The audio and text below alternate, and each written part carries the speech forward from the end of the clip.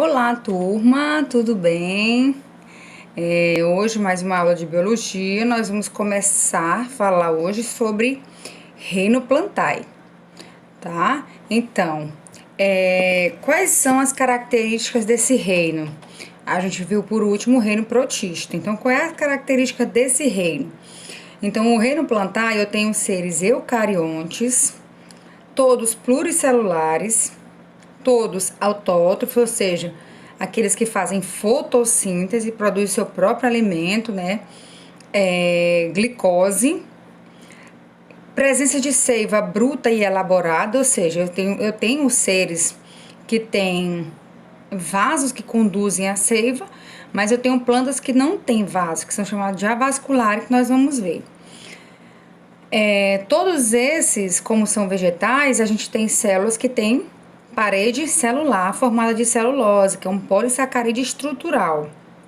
Além disso, nós temos os cloroplastos, que são as organelas responsáveis pela realização da fotossíntese, e os estômatos, que são estruturas responsáveis pelas trocas gasosas presentes nas folhas. Qual é a reserva, né, energética dos vegetais? O amido. O que é o amido? Também é um polissacarídeo, é um carboidrato. Onde é que é armazenado esse amido? Ele é armazenado nos caules, nas raízes, nos frutos, né, que é o que a gente vai comer. Então, toda essa glicose ela é armazenada em forma de amido. A maioria são de ambiente terrestre, tá? Só que a gente vai ver que tem um ambiente, plantas que vivem em ambiente úmido, que precisam de água, né? E eu tenho vários tamanhos nesses vegetais. Eu tenho desde plantas que medem 2 centímetros a plantas que medem 60 metros de altura, certo? Então, eu falei que o cloroplasto, que esses vegetais, eles têm cloroplastos, que realizam a fotossíntese. Então, nós já vimos, né, em citologia, essas organelas. Então, essa organela que vocês estão vendo aí são os cloroplastos, né? Esses cloroplastos, eles são típicos de seres autótrofos fotossintetizantes. Então, eles têm o que? A clorofila, pigmento verde, que vai absorver a luz do sol para produzir carboidrato, né? Moléculas de glicose. E aí eu tenho uma imagem muito bonita, né? No microscópio, que são as células vegetais com a parede celular. Então, aqui eu tenho, ó, a parede celular, essa estrutura aqui, ó, que geralmente são 6 ladinhos, hexagonal. E aqui, verdinho, eu tenho os cloroplastos, tá? Então, esses cloroplastos, eles são bem visíveis ao microscópio, né? Então, desde as plantas mais primitivas, que nós vamos aprender agora, até as mais evoluídas. E aí, eu tenho aqui os representantes do reino plantae. Então, vamos começar pelos vegetais inferiores. Então, as criptógamas. O que é uma planta criptógama aqui que eu tô falando, né? São plantas sem sementes, tá? Cripto vem de oculto, gama vem de casamento. Então, é quando a gente não vê a estrutura reprodutora, né? Na verdade, criptógama. Então, as criptógamas não têm semente. Quem são essas criptógamas? São as briófitas e as pteridófitas, tá? Quem é que são as briófitas? São o único grupo de plantas que não tem vasocondutores, elas são avasculares. No caso, eu tenho musgos e hepáticas, que são os mais conhecidos, não são só esses. E eu tenho as pteridófitas, no caso, as samambaias, as avencas, que são as mais conhecidas também. Então, eles são os mais inferiores, né? Porque eles precisam de água para reprodução. As fanerógamas são aquelas em que a estrutura reprodutora é visível, né? Ou seja, são aquelas plantas que têm sementes. Quais são esses grupos? O grupo das gimnospermas, que são um grupo de plantas que não têm fruto, como o pinheiro do Paraná, as araucáias, as sequoias.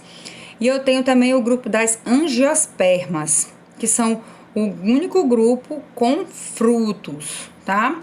Então, qualquer planta que produz fruto. Aí eu coloquei como exemplo a mangueiro, cajueira, laranjeiro, abacateiro, né? Que são os vegetais superiores. São aqueles que não vão mais depender da água para reprodução. Aí eu tenho imagens, né? Nessa primeira quadro aí eu tenho a imagem das briófitas, né? Eu tenho um exemplo aí de musgos. No segundo quadro eu tenho das pteridófitas, né? A samambaia. Abaixo eu tenho aí as gimnospermas, né? Os pinheiros. E aí do lado eu tenho uma angiosperma, né? Uma macieira, né? Uma planta que tem fruto. Como é que as plantas, como é que ocorreu a evolução das plantas, né? Acredita-se que as plantas, os vegetais, eles evoluíram a partir de um grupo de algas pluricelulares, certo? As algas, a gente viu lá em Reino Protista que as algas não possuem nem raiz, nem caule, nem folhas. Não possui também vasos condutores, também são avasculares, tá? Não conduz seiva, nem seiva bruta, nem seiva elaborada. Então, como é que ela faz isso? Como é que ela conduz? Por elas serem aquáticas, né? A superfície de absorção é o talo, né? Que é o corpo, né? Que ele é permeável. Então, ele faz essa absorção de água e nutrientes, sais minerais. E aí, então, aqui eu tenho um cladograma, né? Que é um cladograma bem típico de Enem, né? Cai bastante esse cladograma, tá? Então, aí eu tenho um ancestral comum, né? Das plantas, um ancestral que deu origem, né? As plantas, como, no caso, eu tenho a alga verde, que é do reino protista, né? Uma alga pluricelular. E aí eu tenho depois o aparecimento do primeiro grupo de plantas, que são as briófitas, que também ainda são avasculares, certo? Então aqui eu tenho o grupo das briófitas, aqui eu tenho o musgo, por exemplo. Então eles são ainda avasculares, também não tem tecido, tá? Como não tem raiz, nem caule e nem folha como as algas e nem tem vasos condutores, tá? Aí, depois das briófitas, apareceram algumas características, né? Como no caso, o esporófito dominante, o aparecimento de vasos condutores e o aparecimento de folhas e caules.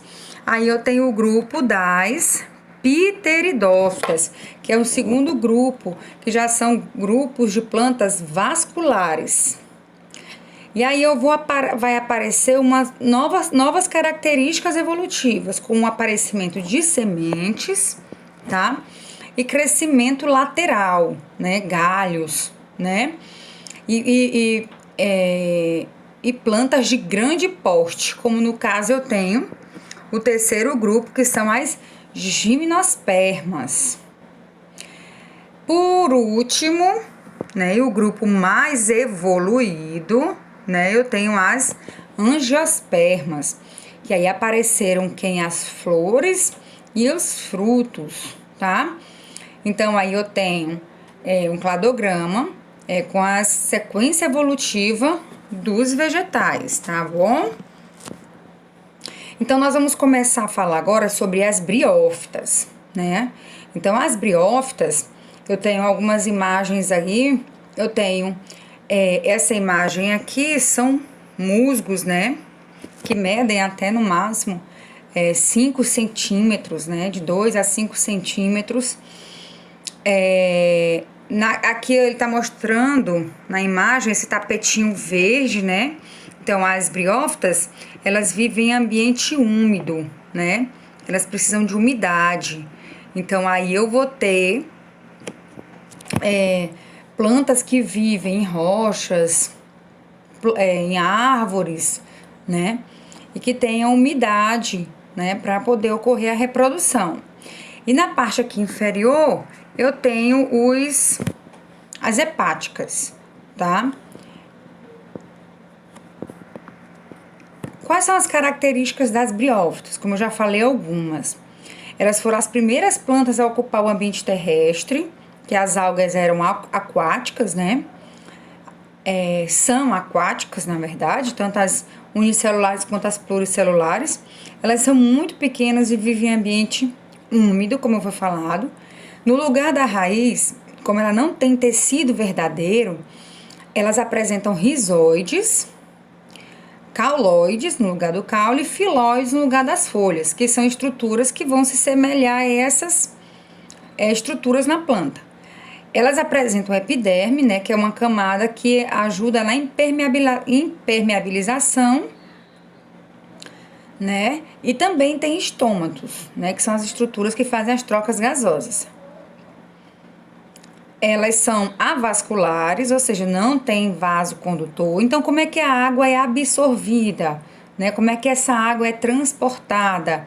Quem é que absorve essa água? São os rizoides, né? E ela é transportada de célula a célula, até chegar nas últimas células.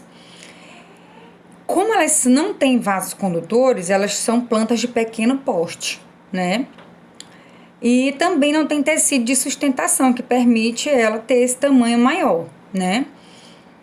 Depende da água para a fecundação. Por quê? Porque os gametas, eles são flagelados, né? Então, ele depende da água para ocorrer a fecundação. O gametófito, ele é dioico, tá? Ele tem gametófito masculino e gametófito feminino. Ou seja, né? Sexos separados, né?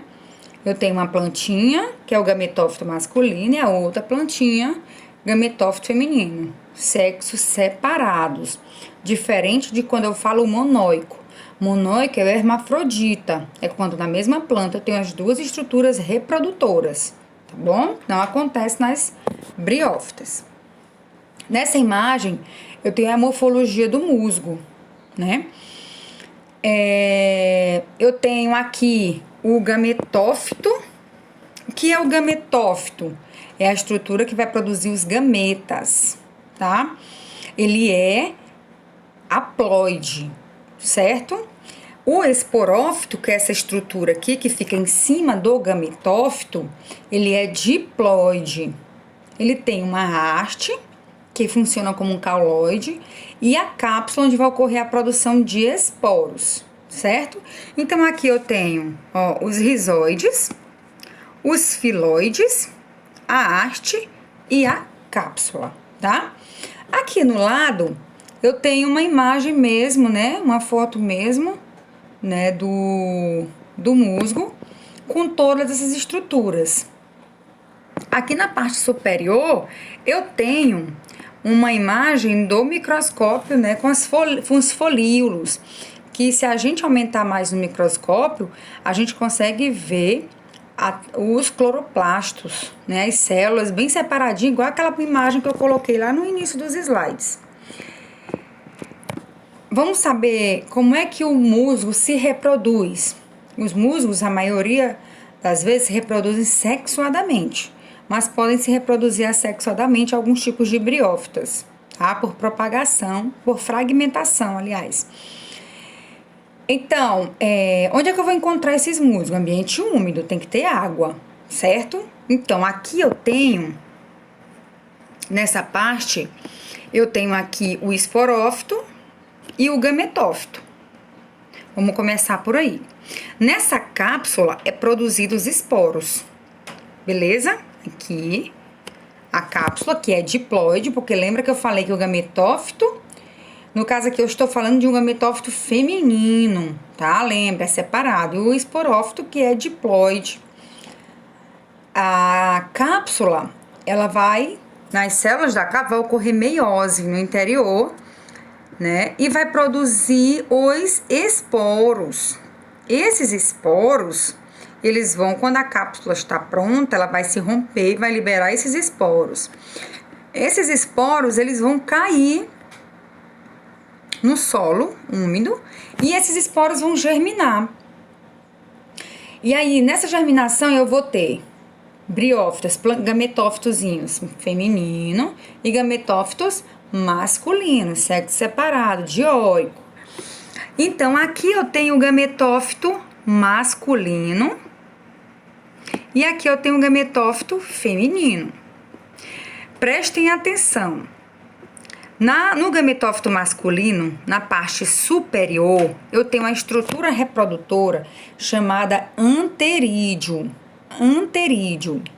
Dentro do anterídeo vai ocorrer produção de gametas femininos chamados anterozóides, que são estruturas flageladas. No gametófito feminino, eu vou ter uma estrutura reprodutora chamada arquegônio. Dentro do arquegônio vai ocorrer a produção de gameta feminino. Qual é o gameta feminino? Oosfera. Então, o que vai acontecer quando tiver água? Já que o gameta é flagelado, o anterozóide. O anterozóide vai passar da parte feminina, masculina para a parte feminina. Tá aqui, olha.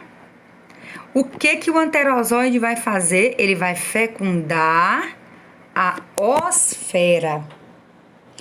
Quando ocorre a fecundação, vai formar o ovo zigoto, que é um indivíduo diploide, já que as células, que os gametas são haploides, então vai formar um indivíduo diploide, um embrião diploide. Esse embrião diploide, ele vai crescer e vai formar um novo esporófito e começa tudo novamente. Beleza. Vamos agora falar das pteridófitas. As pteridófitas, eu coloquei algumas imagens para vocês, alguns exemplos. O samambaiaçu, a samambaia, né, que quase todo mundo tem uma samambaia em casa, né, para ornamentação. O samambaiaçu, que tá em extinção, né, mas ele é muito usado. Ele foi muito usado na produção dessa estrutura aqui, que eu não sei se vocês conhecem, que é o xaxim. O xaxim era usado como vaso para plantio de samambaias em casa, né, e de outras plantas. Mas como foi proibido por causa do risco de extinção do samambaiaçu, hoje em dia usa-se o vaso de fibra de coco babaçu, certo? Para não poder mais explorar o samambaiaçu. As pteridófitas é o segundo grupo, né, que ainda depende da água para reprodução. Além daqueles, eu tenho a avenca, né, também, que não é muito comum no nosso clima, mas na região sul do país. Mas que também cultiva-se, né, no nosso clima com mais cuidado. E aqui eu estou mostrando para vocês o soro das samambaias. O que é o soro da samambaia? É onde são produzidos os esporos. Então, se vocês observarem a parte inferior da folha da samambaia, eu tenho esses pontinhos mais escuros. Esses pontinhos são chamados de soros, né? Esses soros estão cheios de esporos que, quando liberados, vão germinar e crescer novas pteridófitas, novas samambaias. A morfologia da samambaia. A samambaia, ela já tem raiz, caule e folhas, certo? Ela tem as raízes, aqui que vocês estão vendo, certo? Elas são pequenas. Aqui eu tenho o caule. O caule é chamado de rizoma, ele é horizontal, certo?